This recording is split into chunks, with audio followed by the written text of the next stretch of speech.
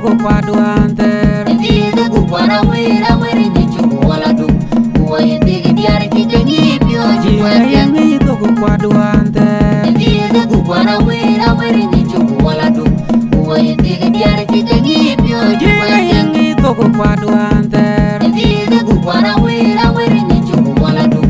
Uwe diga diari kikengi pio jiweke Aku kwadu num chuji kene tido koy Kena wiware diango bajego konbel Orero kwana twengo kwanchirueng kwa mal Kajwiwen de chengrio kaliwo Goya bulida kumana nunu bajo Kwaji diar pio jabe diati Goya yene kwangi Wengo waka wai dia mamor Jana uda kwana kiol gajodir Wai ka wengo kumtong Goya bulida kumana nunu bajo Kwaji diar pio jabe diati Goya yene kwangi Wengo waka wai dia mamor Jana uda kwana kiol gajodir Wai ka wengo kumtong Goya bulida kumana nunu bajo Kwaji diar pio jabe diati Goya yene kwangi Wengo waka wai dia mamor Jana uda kwana kiol gajodir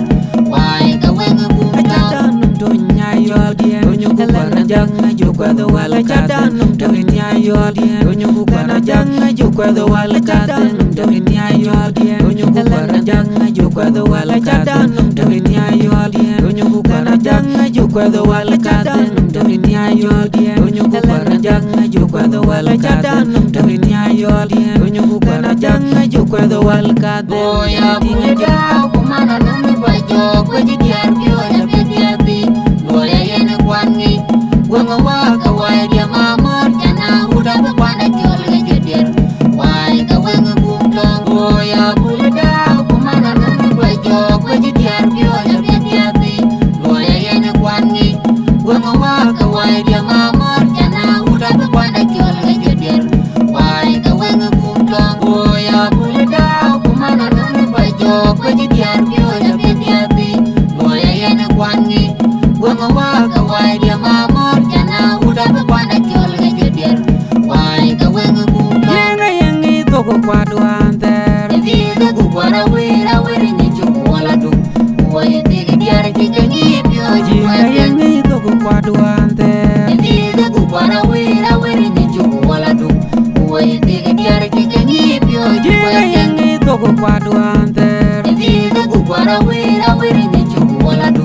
Uwe diga diari kikengi pio jiweke Aku kwadu num chuji kene tido koy Kena wiware diango bajego konbel Orero kwana twengo kwanchirueng kwa mal Kajwiwen de chengrio kaliwo Goya bulida kumana nunu bajo Kwaji diar pio jabe diati Goya yene kwangi Wengo waka wai dia mamor Jana uda kwana kiol gajodir